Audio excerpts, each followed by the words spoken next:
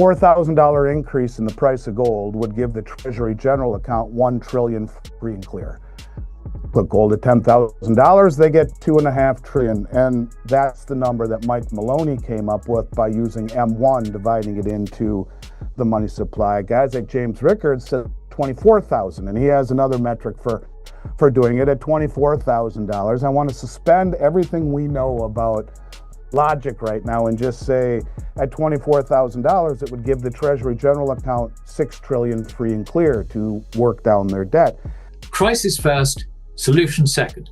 We have to really have a major crisis, collapsing the currencies, before everybody's minds are focused enough to accept a solution. That solution would be a lot more radical than most people think. In today's news recap, UBS, stay long silver, buy below this level. UBS urged investors to maintain long positions in silver and pointed to favorable entry levels after the metal's recent consolidation.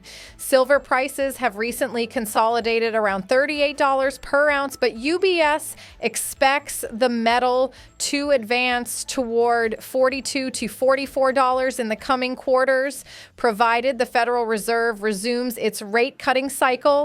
The bank introduced its third quarter 2026 target with this note, rolling over forecasts and making incremental upward adjustments further out. Its projections for the fourth quarter of 2025 and the first quarter of 2026 remain at $42, while forecasts for the second and third quarters of 2026 have been raised to $44. We favor a long position in silver and would add to positions on pullbacks below $36 per ounce, strategists Dominic Schneider and Wayne Gordon wrote. The team notes that drivers behind the bullish case are unchanged. Expectations of the Fed gradually shifting rates to neutral, a softer U.S. dollar in the mid to high single-digit range, and eventually stronger economic growth supporting industrial demand should underpin the market. However, the strategists caution that near-term growth concerns may limit upside, given that more than half of silver demand comes from industrial applications. Historically, the gold-silver ratio at 89.7x could narrow to 75 to 80x if growth accelerates, UBS said. With its gold forecast at $3,700, this would imply silver prices in the $45 to $50 range, though the bank considers it premature to reflect such levels in official forecasts. Its long-term target of $44 already points in that direction. Now, we'll show you the best clips of the latest interviews, but first, smash the subscribe button and turn on notifications so you do not miss out on our recaps. I think all this talk about gold revaluation is premature. I really do. Apart from anything else, we all know, the world's biggest open secret is that the US Treasury doesn't exactly have 8,130 odd tons, which it states it has. How much it has, I really don't know. Before any gold standard could be contemplated, there would have to be an audit, a proper audit, an independent audit of US gold reserves. I don't see that happening. The other thing is that the system, that both the Treasury and also the Fed don't understand basic economics. They don't understand why money, corporeal money in the form of gold, is so important. It anchors the value of credit. They don't understand this at all. They're macroeconomists. They're not classical economists who, over centuries, work things out. That was all discarded by Keynes in 1936 in favor of governments manipulating our lives. So we're talking about climbing down completely from that sort of situation where governments actually have an awful lot of discretion as to what they can do with their currencies. I just don't see it. It's people who think that this is going to happen, I think, are people who fundamentally believe that things are under control of the government and government can just turn around and do things slightly differently. That's not the case. They really cannot. In this country, we've got a highly socialist government, and we saw not so long ago that the Chancellor of the Exchequer, our finance minister, sobbing in Parliament over her predicament. And this is not a personal matter, which was sort of meant to be part of the story. I mean, the fact of the matter is that her Treasury officials will have told her that her first budget was an absolute disaster. They probably advised her against doing it, but as a union member, as a far left socialist, all this sort of schoolboy socialism type stuff, which these people have fed on, and haven't been able. I mean, they haven't been able to sort of pursue these fancies. She pursued these fancies and basically screwed everything up. So what happens? They found, you find that the cabinet then has to try and come up with welfare cuts, and surprise, surprise, the parliamentary party, whose members are all elected to protect welfare payments and enhance them, refuse to go along with it. So the whole thing is just, a complete and utter mess. And the idea that with that sort of commitment to welfare states, that we can turn around on a dime and introduce new gold standards, forget it. It's not going to happen. Crisis first, solution second. We have to really have a major, major crisis, collapsing the currencies, before everybody's minds are focused enough to accept a solution. That solution would be a lot more radical than most people think. In today's news recap, volatile prices stifle gold demand in top Asian hubs. Physical gold demand in key Asian hubs remained subdued this week as price volatility kept buyers at bay, while jewelers in India resumed purchases ahead of a key festival season.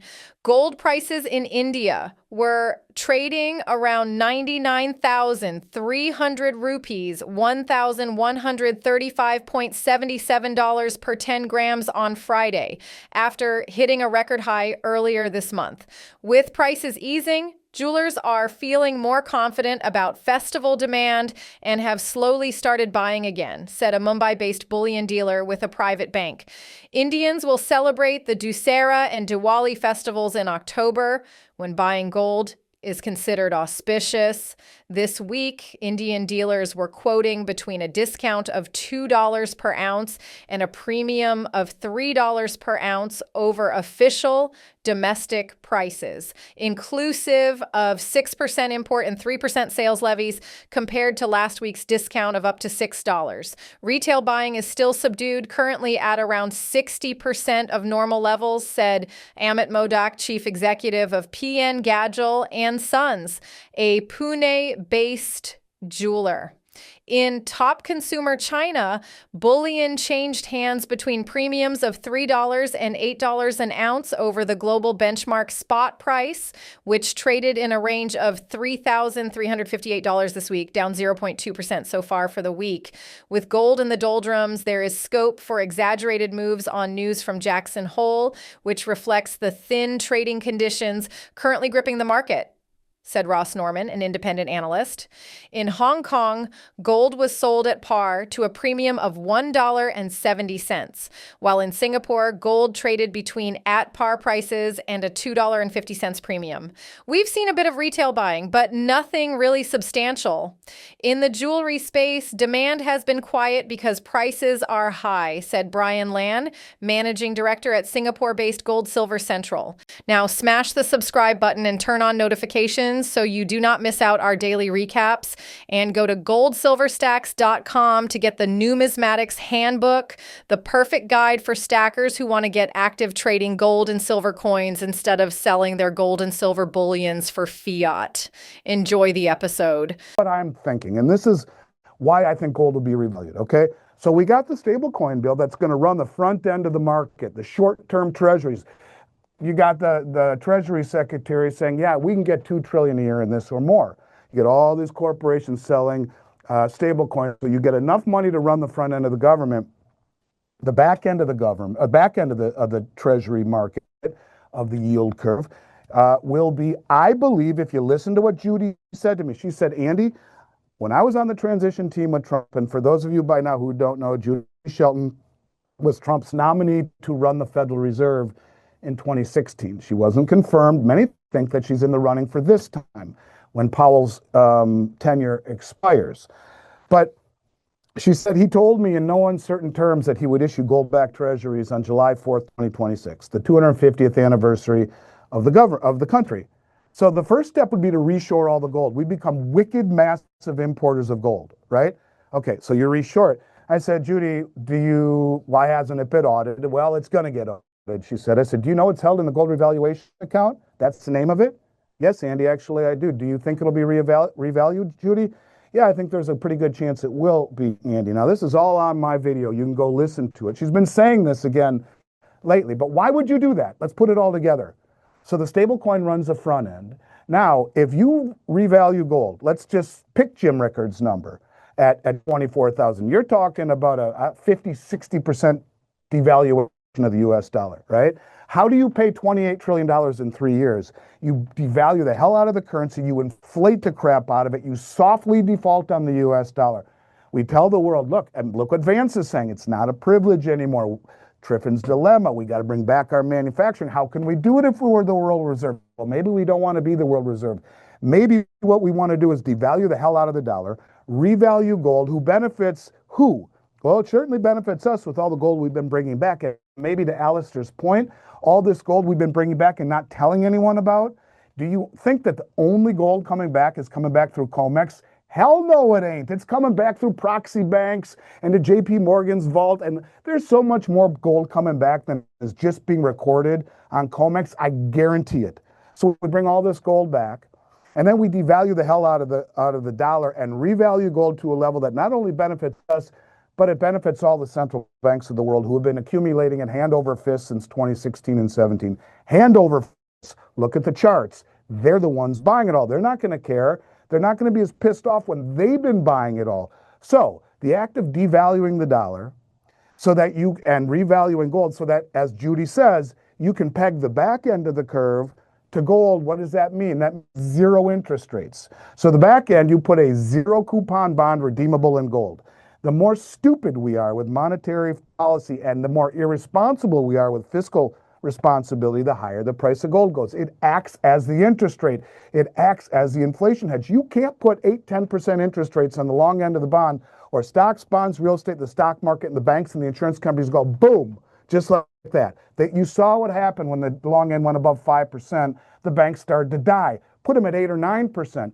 The real measure of inflation is so much higher than the BS, the BLS tells us. Look at the revisions on their unemployment the other day, where they said, yeah, the 300,000 or 400,000 jobs we said were created, it's only about 70,000. So they continue to disappoint us and lie to us about the CPI, where you talk about things like food, energy, and housing aren't in there, or the hedonics, where the change it if steak is too expensive. We're not trusted anymore. None of this stuff works, right? So you peg the back end of the bond market, redeemability in gold, and you devalue the dollar. What does that enable us to do? Well, that enables us to bring home our manufacturing at zero interest rates and reestablish our manufacturing base with a very weak dollar and low interest rates allows us to sell our goods to the rest of the world. We already see through BRICS Pay and BRICS Bridge, all of these countries that are joined together with the BRICS, their whole idea is a common settlement system outside the dollar. It's not a common BRICS currency. BRICS Bridge has already been connected to 11 Asian countries and 5 Middle Eastern countries, which is 38% of global GDP. And guess what just came out of Forbes magazine the other day? Those Asian countries, the countries in Southeast Asia that you know so well, Jesse, are now China's largest trading partner by far, 3 times what the United States is. And they're connected to BRICS Bridge, which settles in 7 seconds outside of SWIFT purview, can't be messed with by the SWIFT at a 98% reduction in fees. And we're now integrating it into the Belt Road Initiative, which is 75% of human population. It's not a common currency, it's a common settlement currency. So all of these countries are finding ways to settle outside the dollar, which was the world reserve currency. Well, how do we get people, A, to take our bonds, which still have the liquidity that nothing else does, and how do we reshore manufacturing at high interest rates, there's no way to, and a strong dollar. You can't. You devalue the dollar, you peg the back end at gold, which has zero interest rates, you bring back manufacturing, you devalue the hell out of the dollar and inflate the hell out of it to pay off the mountain of debt that you have no chance of paying off any other way without blowing up the system. And you hope to God that by bringing back the manufacturing, we are the engine of ingenuity. And when our backs are against the wall, the United States has done, I think, its best work. Go back through history and you'll see that. So in my mind, it's a Hail Mary. In my mind, there is no way to bring back manufacturing without destroying the entire system because of the interest rates. They have to go higher for people to take our debt because we're not trusted and we keep spending like drunken sailors. So if Judy is right, and they do peg the back end of the market to the bond market, to gold, to keep rates at zero, to bring back manufacturing, to sell our goods to the rest of the world, I think she's onto something because the stablecoin bill is the last piece of the puzzle, which runs the government on the very short end of the treasury. All of that liquidity is now, it's all synthetic, right? So hopefully this would work. I don't know how else that you bring back manufacturing, because if we don't, we're done. What do you think of Schectman's take? Is a major melt-up underway? Do you believe Alasdair is right? Will silver reach $60 before the end of the year? Post your opinion in the comments section and check this video right here because it's a perfect fit for you. And I'll see you on the other side.